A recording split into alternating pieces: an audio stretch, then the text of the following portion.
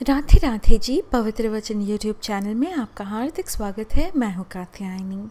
भक्तों, आप सबको आश्विन मास के कृष्ण पक्ष की संकष्टी चतुर्थी, विघ्नहर्ता संकष्टी चतुर्थी की बहुत सारी शुभकामनाएं। संकष्टी चतुर्थी का व्रत भगवान श्री गणेश जी को समर्पित है। इस दिन भगवान श्री गणेश जी के साथ ही चौथ माता के रूप में माँ पार्वती जी की पूजा भी की जाती है। चौथ माता की पूजा से पति का चमकेगा भाग्य, आयु होगी लंबी, संतान की होगी प्राप्ति एवं संतान की होगी वृद्धि, हर मनोकामना होगी पूरी, घर में आएगी धन समृद्धि, दूर होंगे दुख दर्द समस्याएं और बाधाएं होंगे नाश। इस वीडियो में प्रस्तुत है चौथ माता की कथा। आश्विन मास के संकष्टी चतुर्थी की व्रत कथा की वीडियो भी हमारे चैनल पर उपलब्ध है। आइए कथा श्रवण करें, परंतु उससे पहले हमेशा की तरह जय श्री गणेश देवा, जय चौथ माता लिखकर अवश्य कमेंट करें और इस वीडियो को लाइक करना ना भूलें। यदि आपने अभी तक हमारे चैनल को सब्सक्राइब नहीं किया है तो अभी सब्सक्राइब कर दें। चौथ माता की कथा।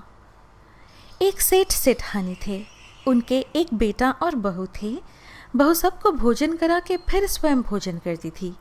एक पड़ोसन ऐसी भी थी जो रोज पूछती कि बहू आज क्या बनाया खाया है। बहू कहती ठंडो बासी।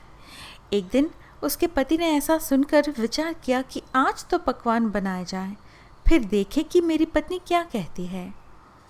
उसने तरह तरह के पकवान बनवाए और घर के सभी लोगों ने एक साथ बैठकर भोजन किया। आज भी पड़ोसन ने पूछा तो बहू ने कहा ठंडो बासी। सेठ के लड़के ने सोचा हो ना हो कोई बात अवश्य है जिससे कि मेरी पत्नी ऐसा कहती है। उसने पत्नी से पूछा तुम रोज़ ठंडो बासी खाया ऐसा क्यों कहती हो, जबकि अपन सब ने एक साथ बैठकर कई तरह के पकवान खाए। उसकी पत्नी बोली अपन जो खा रहे हैं वह बाप बूढ़ों की कमाई है। जिस दिन आप कमा कर लाओगे उस दिन मैं समझूंगी कि ताज़ा भोजन कर रहे हैं। अब एक दिन लड़के ने माँ से कहा मैं एक बड़े शहर में कमाई करने जा रहा हूँ। माँ बोली बेटा अपने पास इतना धन है कि खाया नहीं खुटेगा।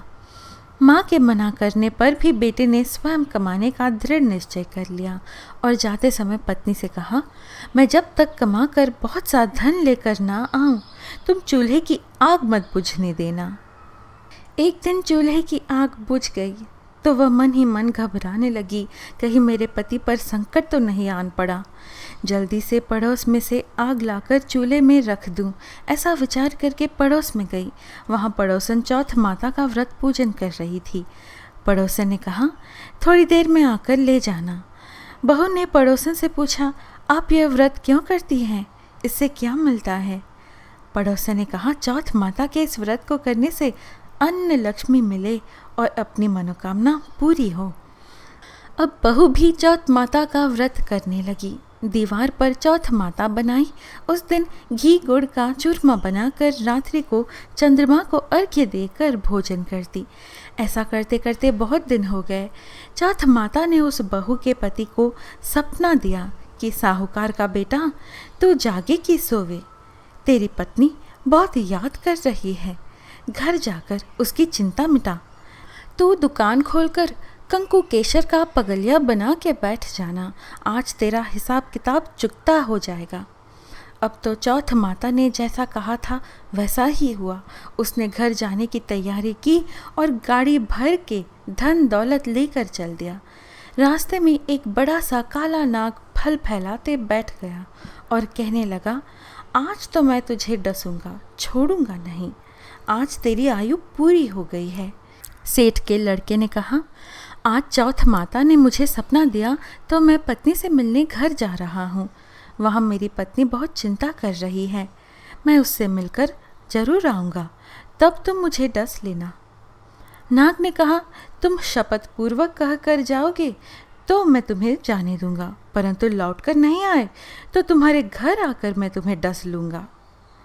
इस प्रकार सर्प को वचन देकर वह अपने घर पहुंचा।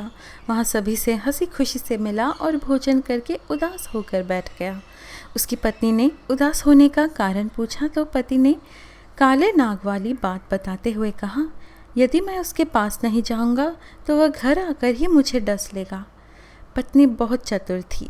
उसने कहा कि आप घबराओ नहीं, लेट जाओ, मैं एक उपाय करती हूँ। पत्नी ने कमरे की 7 पेड़ी यानी सिड़ा धोई। पहली पेड़ी पर रेत, दूसरी पर इत्र, तीसरी पर गुलाल फूल, चौथी पर कंकु केशर, 5वीं पर लड्डू पेड़ा, छठी पर गादी गलीचा और 7वीं पेड़ी पर दूध का कटोरा भरकर रख दिया। इस प्रकार वह 7 ही पेड़ी सजाकर बैठ गई। आधी रात होते ही नाग आकर पेड़ी चढ़ने लगा। पहली पेड़ी पर रेत में लौट गया और कहने लगा कि सेठ की बहू ने आराम तो बहुत दिया, पर वचनों से बंध कर आया हूँ, सो डसूंगा अवश्य ही। इसी प्रकार 7 पीढ़ियों पर नाग आराम करता हुआ और कहता हुआ कि डसूंगा ज़रूर, कमरे में जाना ही वाला था कि चौथ माता ने विचार किया कि मैं इसे नहीं बचाऊंगी तो संसार में धर्म कर्म और व्रत पूजन को कौन मानेगा। अब तो श्री गणेश जी, चंद्रमा जी और चौथ माता जी ने उसे बचाने का विचार किया। चंद्रमा जी ने उजाला किया, चौथ माता जी ढाल बनी और श्री गणेश जी ने तलवार लेकर नाग को मार दिया और ढाल से ढक दिया। बहू भी थकी हारी सो गई। दिन उगा तो लोग बेटे से मिलने आए, परंतु बेटा बहू तो उठे ही नहीं थे। बहुत देर हो गई तो माँ उन्हें उठाने गई। माँ ने 7 पीढ़ियों पर जो कुछ देखा तो बहुत घबराई और बेटा बहू को आवाज़ लगाई। बेटा बहू उठे तो देखा कि एक ढाल तलवार वहाँ पड़ी है। अब ढाल उठाई तो वहीं काला नाग मरा हुआ पड़ा है। बेटा बहू ने सोचा कि आज तो धर्म कर्म ही आड़े आए, जो भगवान श्री गणेश जी और चौथ माता जी ने अपनी रक्षा की। हे चौथ माता, आपने जैसी सेठ के बेटे बहू की रक्षा की, वैसी सबकी रक्षा कीजो। बोलो चौथ माता की जय। भक्तों, यह थी चौथ माता की कथा। आइए अब चौथ माता का गीत सुने। चौथ चंद्रावल मारी माय, उभा उभा सूरज जी भी नव मोरी माय। राजपाट रे माता तू ही रखवाल, चौथ चंद्रावल तू ही रखवाल। उभी उभी सासू बवा बेनव मोरी माय, उभी उभी दीवर जेठानिया बेनव मोरी माय। चूड़ा चुंदड़ की माता तू ही रखवाल, दूधा जो बन माता तू ही रखवाल। भाई भतीजा माता तू ही रखवाल, चौथ चंद्रावल मारी माय। उभा उभा सूरज जी बिन मोरी माय। चौथ माता की जय। भक्तों, इस प्रकार पूर्ण करें आप भी अपना व्रत। आशा है आपको आज की यह प्रस्तुति अच्छी लगी। इस प्रकार के और आध्यात्मिक वीडियोस पाने के लिए कृपया हमारे YouTube चैनल पवित्र वचन को सब्सक्राइब कर हमसे बने रहिएगा। फिर मिलेंगे अगली वीडियो में। जय श्री कृष्ण, राधे राधे। जय श्री गणेश देवा, जय चौथ माता।